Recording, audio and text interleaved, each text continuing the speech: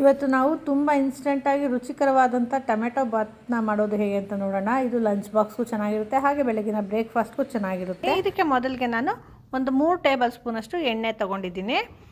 ಈ ಎಣ್ಣೆ ಕಾದ ನಂತರ ಇದಕ್ಕೆ 1 ಟೀ ಸ್ಪೂನಷ್ಟು ಸಾಸಿವೆ ಹಾಗೆ 1 ಟೀ ಸ್ಪೂನಷ್ಟು ಜೀರಿಗೆ ಹಾಕ್ಕೊಂಡಿದ್ದೀನಿ. ಈ ಸಾಸಿವೆ ಮತ್ತು ಜೀರಿಗೆ ಸ್ವಲ್ಪ ಸಿಡಿದ ನಂತರ ಇದಕ್ಕೆ 1 ಟೀ ಸ್ಪೂನಷ್ಟು ಕಡಲೆಬೇಳೆ ಹಾಗೆ 1 ಟೀ ಸ್ಪೂನಷ್ಟು ಉದ್ದಿನಬೇಳೆ ಹಾಕಿದ್ದೀನಿ. ಈ ಕಡಲೆಬೇಳೆ ಮತ್ತು ಉದ್ದಿನಬೇಳೆ ಸ್ವಲ್ಪ ಹೊಂಬಣ್ಣ ಬಂದ ನಂತರ ಇದಕ್ಕೆ 2 ಕಡ್ಡಿಯಷ್ಟು ಕರಿಬೇವು ಹಾಗೆ ಒಂದು 2 ಬ್ಯಾಡಗಿ ಮೆಣಸಿನಕಾಯಿ ಹಾಕೊಂಡಿದ್ದೀನಿ. ಈ ಎಲ್ಲ ಒಗ್ಗರಣೆ ಸ್ವಲ್ಪ ಬಾಡಿದ ನಂತರ ಇದಕ್ಕೆ ನಾನು 1 ಈರುಳ್ಳಿನ ಸ್ವಲ್ಪ ಉದ್ದವಾಗಿ ಕಟ್ ಮಾಡಿ ಹಾಕ್ಕೊಂಡಿದ್ದೀನಿ. ಇಲ್ಲಿ ಈರುಳ್ಳಿ ಬಾಯಿಗೆ ಸಿಗಬೇಕು ಅನ್ನೋದಾದರೆ ಸ್ವಲ್ಪ ಈ ರೀತಿ ಉದ್ದದಾಗಿ ಕಟ್ ಮಾಡಿ ಹಾಕ್ಕೋಬೋದು, ಅಥವಾ ಬಾಯಿಗೆ ಸಿಗೋದು ಬೇಡ ಅನ್ನೋದಾದರೆ ಸಣ್ಣದಾಗಿ ಕಟ್ ಮಾಡಿ ಕೂಡ ಹಾಕ್ಕೋಬೋದು. ಈಗ ಈ ಈರುಳ್ಳಿ ಸ್ವಲ್ಪ ಚೆನ್ನಾಗಿ ಬಾಡೋ ರೀತಿ ಚೆನ್ನಾಗಿ ಫ್ರೈ ಮಾಡ್ಕೋಬೇಕು. ಹಾಗೆ ಇಲ್ಲಿ ನಾನೀಗ 1 ಟೀ ಸ್ಪೂನಷ್ಟು ಜಿಂಜರ್ ಗಾರ್ಲಿಕ್ ಪೇಸ್ಟ್ನ ಹಾಕ್ಕೊತಾ ಇದ್ದೀನಿ. ಈ ಜಿಂಜರ್ ಗಾರ್ಲಿಕ್ ಪೇಸ್ಟ್ ಹಾಕ್ಕೊಳ್ಳೋದ್ರಿಂದ ಒಳ್ಳೆ ಘಮ ಕೊಡುತ್ತೆ, ಹಾಗೆ ಟೇಸ್ಟ್ ಕೂಡ ಎನ್ಹಾನ್ಸ್ ಆಗುತ್ತೆ. ಹಾಗೆ ಇಲ್ಲಿ ಟೊಮೆಟೊ ಬಾತ್ ಇನ್ಸ್ಟೆಂಟಾಗಿ ಮಾಡ್ತಾ ಇರೋದ್ರಿಂದ ಇದಕ್ಕೆ ರುಬ್ಬ ಹಾಕ್ಕೊಳ್ಳೋದು ಏನು ಬೇಕಾಗಿಲ್ಲ, ಹಾಗೆ ಮಸಾಲೆ ಹಾಕಿ ಮಾಡ್ಕೋಬೋದು. ಈಗ ನೋಡಿ ಈರುಳ್ಳಿ ಹಾಗೆ ಈ ಜಿಂಜರ್ ಗಾರ್ಲಿಕ್ ಪೇಸ್ಟ್ ಎಲ್ಲ ಚೆನ್ನಾಗಿ ಹೊಂದ್ಕೊಂಡಿದೆ, ಹಾಗೆ ಚೆನ್ನಾಗಿ ಫ್ರೈ ಕೂಡ ಆಗಿದೆ. ಈಗ ಇದಕ್ಕೆ ನಾನು ಒಂದು 6 ಟೊಮೆಟೊನ ಈ ರೀತಿ ಸ್ವಲ್ಪ ಸಣ್ಣದಾಗಿ ಕಟ್ ಮಾಡಿ ಹಾಕ್ಕೊಂಡಿದ್ದೀನಿ.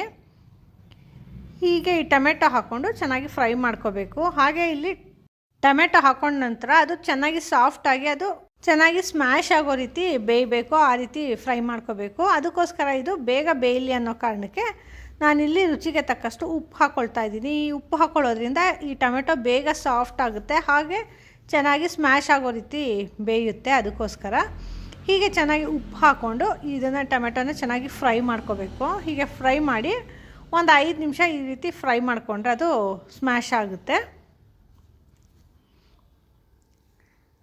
ಈಗ ನೋಡಿ ಇದು ಚೆನ್ನಾಗಿ ಬೆಂದಿದೆ, ನೋಡಿ ಟೊಮೆಟೊ ಕೂಡ ಸಾಫ್ಟ್ ಆಗ್ತಾ ಇದೆ.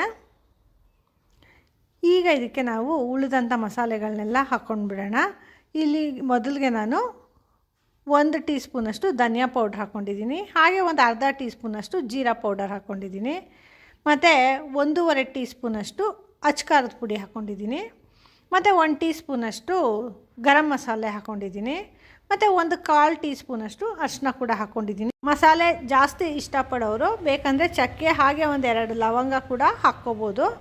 ಈಗ ಈ ಎಲ್ಲ ಸಾಮಗ್ರಿಗಳನ್ನ ಚೆನ್ನಾಗಿ ಮಿಕ್ಸ್ ಮಾಡ್ಕೋಬೇಕು. ಈಗಾಗಲೇ ಟೊಮೆಟೊ ಸಾಫ್ಟ್ ಆಗಿದೆ, ಹಾಗಾಗಿ ಈ ಎಲ್ಲ ಮಸಾಲೆಗಳನ್ನ ಚೆನ್ನಾಗಿ ಹೀರ್ಕೊಳ್ಳುತ್ತೆ.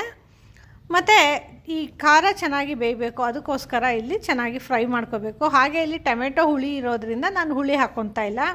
ಹುಳಿ ಇಷ್ಟಪಡೋರು ಬೇಕಾದರೆ ಸ್ವಲ್ಪ ಆಮ್ಚೂರು ಪೌಡರ್ ಕೂಡ ಹಾಕ್ಕೋಬೋದು. ಈಗ ಇದನ್ನು ಒಂದು 5 ನಿಮಿಷ ಒಂದು ಲಿಡ್ ಕ್ಲೋಸ್ ಮಾಡಿ ಇಡೋಣ. ಹಾಗೆ ಇಲ್ಲಿ ನೋಡಿ ಇಲ್ಲಿ 1 ಕಪ್ಪಷ್ಟು ಅಕ್ಕಿ ಹಾಕ್ಕೊಂಡು ಈ ರೀತಿ ಉದುರಾಗಿ ಅನ್ನ ಮಾಡಿ ಇಟ್ಕೊಂಡಿದ್ದೀನಿ ನಾನು ಈಗಾಗಲೇ.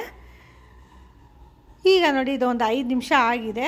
ಈ ಮಸಾಲೆ ಎಲ್ಲ ಚೆನ್ನಾಗಿ ಬೆಂದಿದೆ ಆ ಒಗ್ಗರಣೆಯಲ್ಲಿ. ನೋಡಿ ಅಲ್ಲಿ ಎಷ್ಟು ಚೆನ್ನಾಗಿ ಎಣ್ಣೆ ಬಿಟ್ಟಿದೆ, ಆ ಎಣ್ಣೆ ಬಿಡೋ ರೀತಿ ಅದು ಚೆನ್ನಾಗಿ ಫ್ರೈ ಆಗಬೇಕು, ಆಗ ಇದು ಚೆನ್ನಾಗಿ ಸಂಪೂರ್ಣವಾಗಿ ಬೆಂದಿರುತ್ತೆ. ನೋಡಿ ಇಲ್ಲಿ ಗೊಜ್ಜು ಎಷ್ಟು ಚೆನ್ನಾಗಿ ಸಿದ್ಧ ಆಗಿದೆ. ಈ ರೀತಿ ಗೊಜ್ಜು ಮಾಡಿ ಇಟ್ಕೊಂಡ್ರೆ ನಾವು ಸುಮಾರು 1 ವಾರಗಳ ಕಾಲ ಇದು ಚೆನ್ನಾಗಿ ಇರುತ್ತೆ. ಇಟ್ಕೊಂಡು ಯಾವಾಗ ಬೇಕೋ ಆವಾಗ ಇದಕ್ಕೆ ಅನ್ನ ಕಲಿಸ್ಕೋಬೋದು. ನೋಡಿ ಈಗ ನಾನು ಮಾಡಿರೋಂಥ ಅನ್ನನ ಇದಕ್ಕೆ ಹಾಕ್ಕೊಂಡು ಮಿಕ್ಸ್ ಮಾಡ್ಕೊತಾ ಇದ್ದೀನಿ. ಆದಷ್ಟು ಉದುರಾಗಿ ಅನ್ನ ಮಾಡ್ಕೊಂಡಿದ್ರೆ ಇದು ಚೆನ್ನಾಗಿರುತ್ತೆ, ಅಥವಾ ಉದುರಾಗಿ ಬೇಡ ಸ್ವಲ್ಪ ಸಾಫ್ಟಾಗಿ ಮುದ್ದೆ ರೀತಿ ಇರಬೇಕು ಅಂದರೆ ಕೂಡ ಅನ್ನನ ಸ್ವಲ್ಪ ಸಾಫ್ಟಾಗಿ ಮೆದುವಾಗಿ ಬೇಯಿಸ್ಕೊಂಡು ಕಲಿಸ್ಕೋಬೋದು. ಈಗ ನೋಡಿ ಇದನ್ನು ಈ ಮಾಡ್ಕೊಂಡಿರೋಂಥ ಗೊಜ್ಜು ಜೊತೆ ಚೆನ್ನಾಗಿ ಮಿಕ್ಸ್ ಮಾಡ್ಕೊತಾ ಇದ್ದೀನಿ. ಹೀಗೆ ಸ್ವಲ್ಪ ಅನ್ನ ತಣ್ಣಗಾಗಿರೋದ್ರಿಂದ ಬೇಗ ಚೆನ್ನಾಗಿ ಮಿಕ್ಸ್ ಮಾಡ್ಕೋಬೋದು. ಹಾಗೆ ಇಲ್ಲಿ ಚೆನ್ನಾಗಿ ಕಲಿಸ್ಕೊಳ್ಳುವಾಗ ಸ್ವಲ್ಪ ಸಣ್ಣದಾಗಿ ಕಟ್ ಮಾಡಿರೋಂಥ ಕೊತ್ತಂಬರಿ ಸೊಪ್ಪು ಸಹ ಹಾಕ್ಕೊಂಡಿದ್ದೀನಿ.